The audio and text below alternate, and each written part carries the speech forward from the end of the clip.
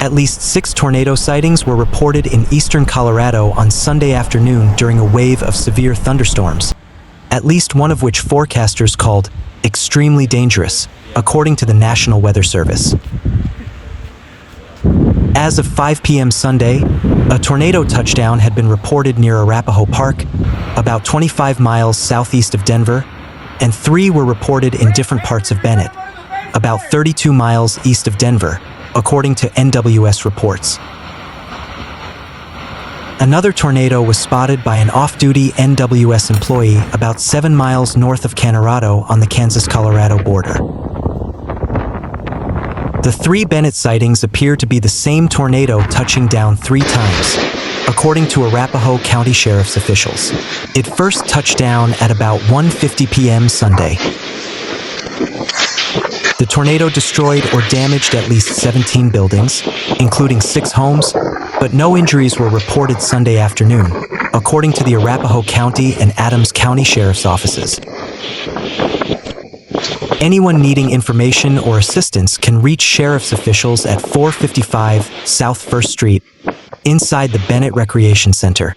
Large animals can be sheltered at the Adams County Fairgrounds, and small animals can be taken to the Town of Bennett Safety Building at 365 Palmer Avenue. NWS meteorologists confirmed a separate, extremely dangerous tornado was spotted 9 miles north of Strasburg, or 32 miles east of Denver, moving northeast at 20 miles per hour just before 2 p.m. Sunday. The tornado warning, which included most of central Adams County, was lifted at 2:15 p.m. Hail ranging from the size of dimes to ping-pong balls was also reported east of the metro area, according to NWS. The largest hail reported as of 5 p.m. Sunday was 2 inches in diameter, between the size of a golf ball and a tennis ball. The next largest recorded hail was about the size of a ping-pong ball, roughly 1¼ inches in diameter, and was spotted near the intersection of East Smoky Hill Road and South Powhatan Road in Aurora. Penny-sized hail, about 3/4 of an inch in diameter, was recorded near Johnstown, Meade, Buckley Space 4 Space, and Arapahoe Park, according to NWS meteorologists. Thunderstorms first developed Sunday afternoon along and north of Interstate 70 and are expected to grow stronger this evening, NWS forecasters said in a hazardous weather outlook. Denver will see rain showers and thunderstorms largely before 9 p.m. Sunday, but the metro area is out of range for the worst severe weather threats, forecasters said. Large hail and isolated tornadoes will be the primary threats, with the greatest risk of severe weather focused over the northeast plains, NWS forecasters said.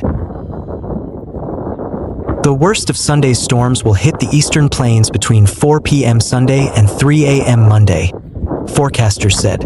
In addition to rain and hail, strong wind gusts up to 50 miles per hour will also be possible. Showers and thunderstorms will continue Monday across Colorado.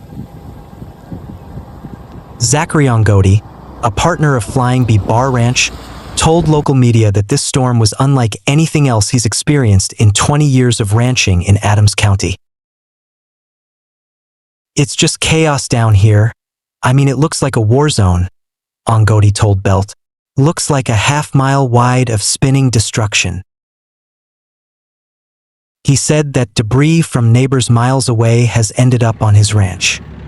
He's grateful that his livestock made it out unscathed from the storm, but nearby, a camper was tipped onto its roof from the high winds.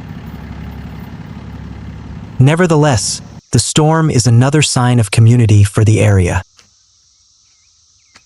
"We drove up to the neighbors right after, and there was 20 other neighbors there and pickups showing up every minute to help," Ongodi told Belt. Tornadoes were reported at Manila Village and Bennett in Adams County, as well as Arapahoe Park and Manila Village in Arapahoe County. A funnel cloud was reported near Vernon, in Yuma County.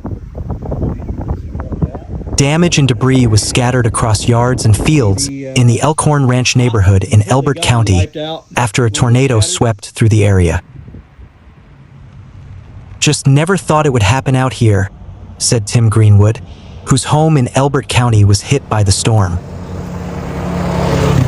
Greenwood and his family are picking up the pieces of their home now scattered around the yard.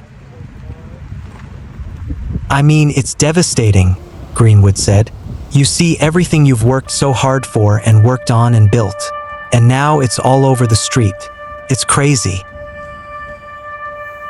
Greenwood and his wife were inside Sunday afternoon when he spotted a debris field spinning. His wife moved fast to grab their dog as the three headed to their basement. And windows started popping as we're heading down the stairs, and we just huddled in the basement, grabbed the dog, made sure she was okay, Greenwood said. We came back up, our barn was gone, back of our house gone, half the roof. Pretty much the whole neighborhood on this side was obliterated, so we didn't know what to do. The tornado ripped open their home. Little is left untouched. Still, Greenwood said he's lucky. I'm usually in the barn, and thank God I wasn't, or I don't think I would have survived that, Greenwood said. The garage door totally wrapped around the tree. 19 homes in the Elkhorn neighborhood were hit by the storm, according to the Rattlesnake Fire Department. No one was hurt, one pet was injured, and 2 others are missing. That's the most important thing. No firefighters hurt and no residents or citizens hurt, Rattlesnake Fire Chief Cass Kilduff said. Crews from Rattlesnake Fire, along with deputies with the Elbert County Sheriff's Office, were out quickly to check on folks in the neighborhood. A direct hit to a neighborhood like this from a tornado is rare, Kilduff said. We do here and there, but not to this magnitude where it takes out homes like that in a stretch, Kilduff said. We didn't have much time, so we're just glad we made it, Greenwood said. Crap, it's hailing. After losing so much in seconds, Greenwood knows the cleanup won't be as quick. They'll take their time, clearing away the debris from their home piece by piece. Yeah, it's going to be a long haul, Greenwood said, so we'll see what we can do and go from there. An overall calm spring for Kansas weather came alive Sunday night with several confirmed tornadoes in the state's western half. There were close calls for the towns of St. Francis, Scott City, and Greensburg, but the community of Grinnell in Gove County took a direct hit. Photos from the aftermath of the tornado showed extensive structural damage, including destruction of at least a few homes and buildings and the roof blown off the town's Catholic church. Along Interstate 70, downed power lines prompted the closure of the interstate, eastbound from Colby to Grinnell and westbound from Hayes to Grinnell. Midwest Energy reported that the tornado caused damage to both the electric and gas systems in the Grinnell area. Late Sunday night, there were roughly 330 customers without power. The company said the gas system has been closed off for inspection of additional damage and to make repairs. Colby District linemen and gas personnel were west of town, making those repairs. Beginning early Monday morning, 12 News will have crews in Grinnell to cover the storm's aftermath and see firsthand what the tornado left behind.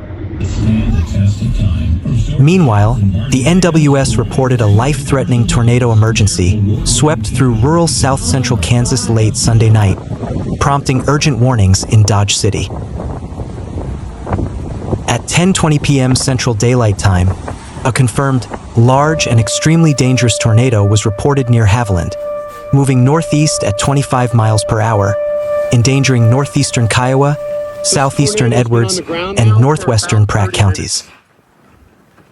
In central Kansas, severe storms dropped large hail. Hail up to the size of golf balls fell in portions of North Salina.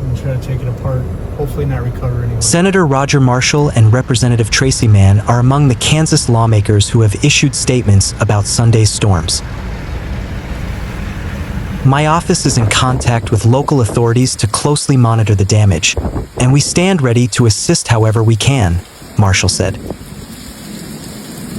A tornado struck the Reno County town of Plevna around midnight on Monday. We have not heard reports of injuries. However, a local media crew arrived in the community southwest of Hutchinson shortly after the tornado. There was significant damage to homes and buildings, with debris thrown across the area.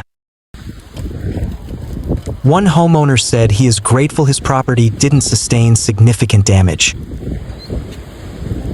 Compared to some of these places, it wasn't that bad, Jason Wingert said. Flying debris messed up vehicles. I got damage to my roof. Chimney on the other side is gone, still got bricks on the roof. Stuff came through the windows and I guess flew around inside the house. Wingert said he sought shelter from the tornado under an overpass and that he didn't know that could be dangerous. On Monday morning, the Red Cross is at the Abbyville Community Center to help victims. The Reno County Emergency Manager reminds you to not touch down power lines or drive through debris-covered roads. You should also avoid entering damaged buildings until they are declared safe. Kiowa County schools are canceled on Monday due to a continued power outage. A tornado struck the area on Sunday night. There are no injuries reported. A Union Pacific train derailed near 43rd Avenue and US 54 in Kiowa County. The highway is open in the area, but slowdowns should be expected. There were no injuries in the derailment and no hazardous materials were spilled. Garden City's fire marshal was storm spotting along I-70 in western Kansas when he came upon a backup on the interstate. Gene Robertson said he saw several flipped semis and passengers trapped in vehicles. Robertson was on the front line providing EMS assistance along I-70, and he surveyed some of the damage in town.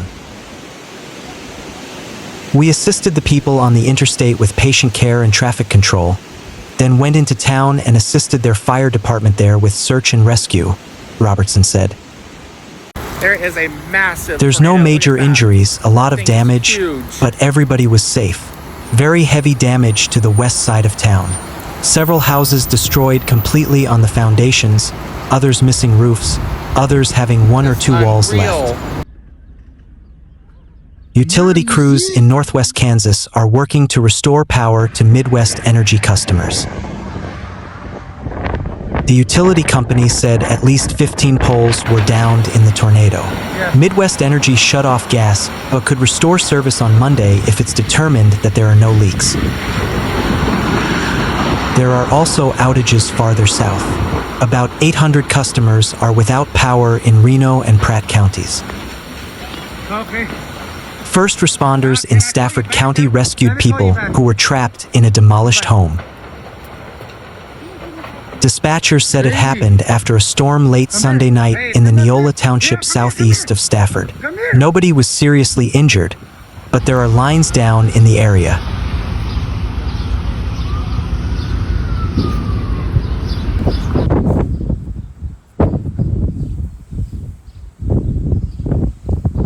Stand the test of time, from storage sheds and barn dams to riding arenas and commercial buildings. Their award-winning team is ready to design a custom structure for you with 20 years of excellence backing every Oh my God. brings unmatched quality, reliability, and experience to the table.